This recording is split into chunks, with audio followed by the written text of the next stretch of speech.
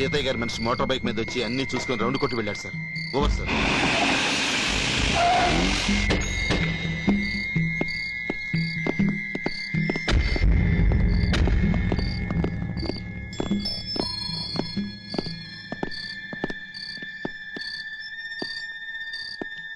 Sir, constable Govind reporting sir. మనం అనుకున్నట్టుగానే టాటా సియారాలో సీతయ్య మనుషులు నలుగురు వచ్చి పూర్తిగా రౌండప్ చేశారు sir. Over sir.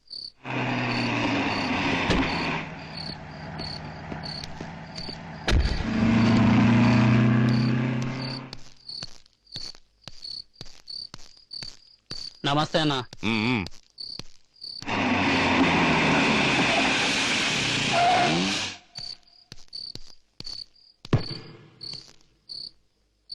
Bahadur reporting sir. సీతాకుడు కారులో వచ్చాడు. అతని చేతిలో బ్రీఫ్ కేస్ కూడా ఉంది. Over sir.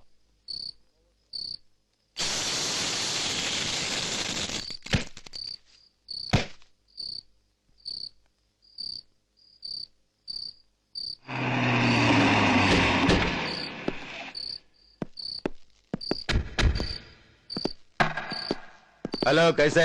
ఫైన్. पिताजी कैसे? Any problem? మీలాంటి అండర్ వరల్డ్ దాదాతో కనెక్షన్ ఉంటే ప్రాబ్లం ఏముంటుంది? మీది ఫాదర్ మాత్రం సామాన్యమైన వాడా? సబ్కే ఆత్మ రేఖలు ఉంటాయి. మగర్ మీ ఫాదర్ చేతిలో స్టేట్ లోని గుండాలందరూ ఉన్నారు. దేకో భాయ్, మీది వెపన్స్ అన్ని రెడీగా ఉన్నాయి. క్యాష్ సూట్ కేసులో ఉంది. మాల్ కార్ మే హై.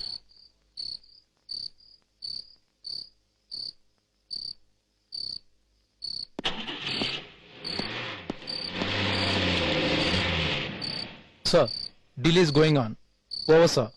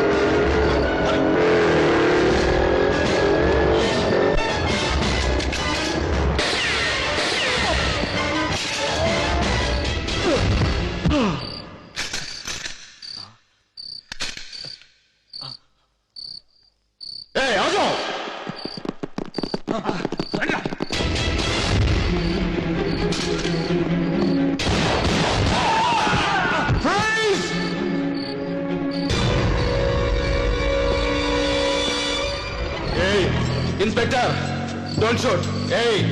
मैं बहुत बड़ा आदमी हूँ, डोंट शूट. देखो मेरे पीछे बहुत बड़ा लोग है, मुझे कुछ हुआ तो तू गए कम से, तू गए कम से.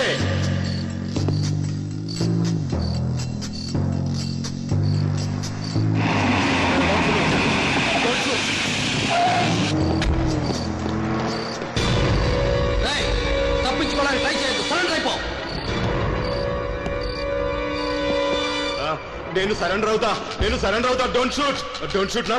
Don't shoot him. అతన్ని అరెస్ట్ చేసి చట్ట ప్రకారం దండన ఇప్పిద్దాం. Please put the gun down. देखो इंस्पेक्टर डोंट शूट.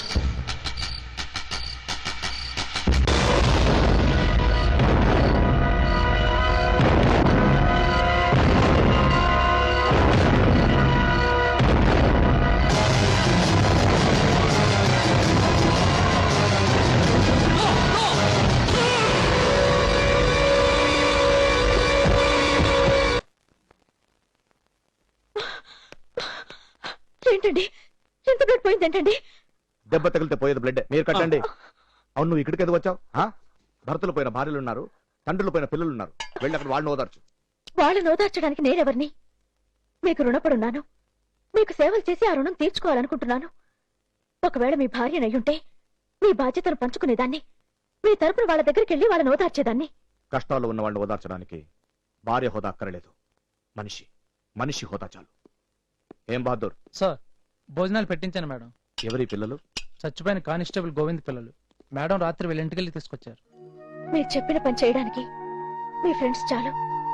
మీరు అనుకున్నది గ్రహించి చేసేదే మీ భార్య. ఇప్పటికైనా మీరు నన్ను అర్థం చేసుకుంటే అంతే చాలు.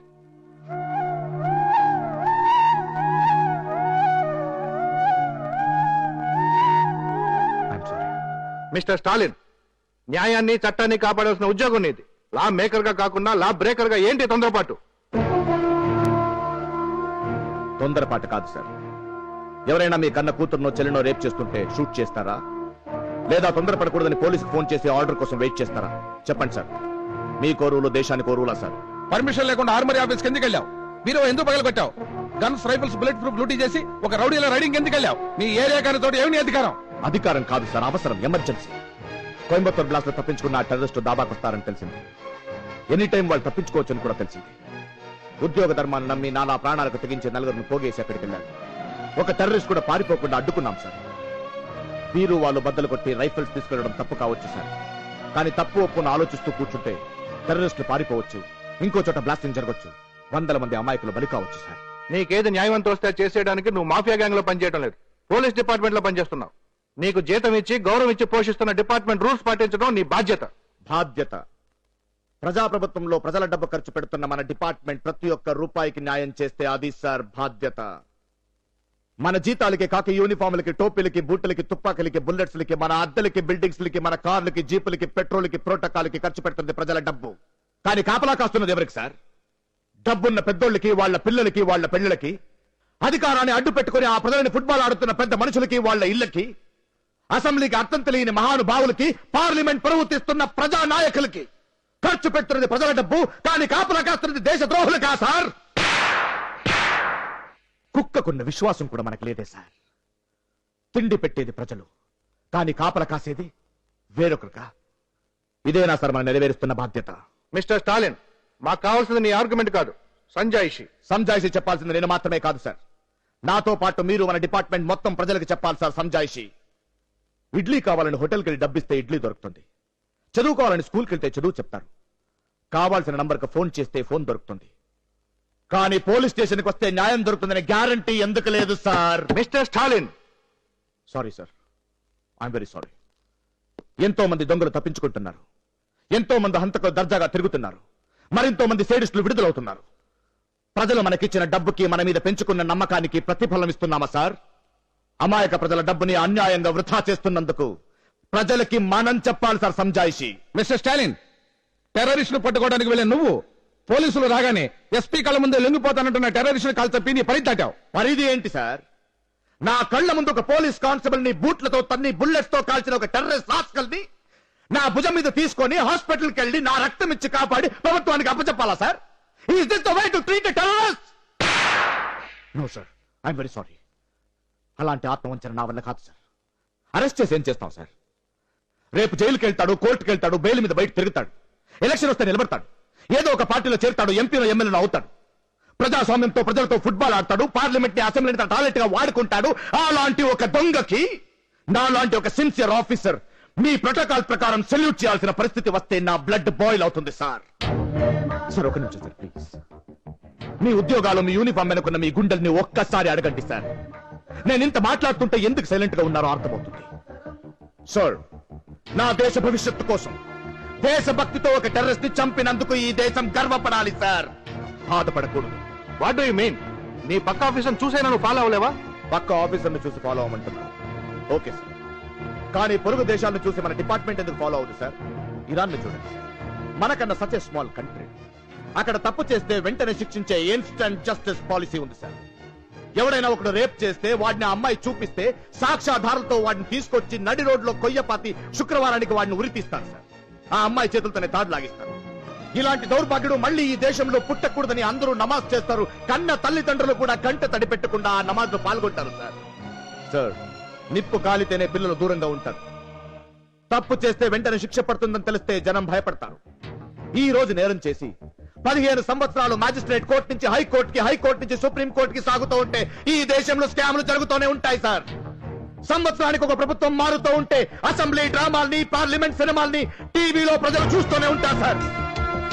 ఈ దేశం బాగుపడాలంటే పోలీస్ పవర్ పెరగాలి సార్. మనమిచ్చే శిక్ష ఇంకా కఠినంగా, త్వరితంగా ఉండాలి. If you want to wipe out corruption, it is only with instant justice and instant punishment.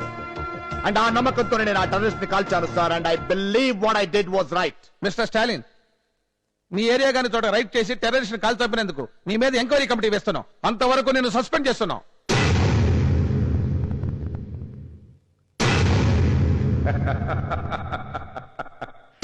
ఇప్పుడు కొట్టారు సార్ రియల్ బుల్లెట్. ఆ టెర్రరిస్ట్ నా కొడుకు నా భుజం మీద బుల్లెట్ కొడితే దాన్ని గోటితో తీసి పారేశాను sir. I don't care for that. దేశం కోసం మంచి పని చేశానని గర్వంతో ఉన్నాను సార్. మెచ్చి మేకతోలు కప్పకపోయినా నేను చేసింది తప్పని యు ఆర్ సస్పెండెడ్ అంటున్నారే. ఆ పదాల్లో ఉన్న ఒక్క అక్షరం ఇక్కడ బుల్లెట్ లా గుచ్చుకున్నాయి సార్. ఈ మధ్య నేను చచ్చిపోయే వరకు జరిగిపోదు sir. Sir, I accept your suspension. But I am proud of what I did because I love my country and my job. Jai Hind.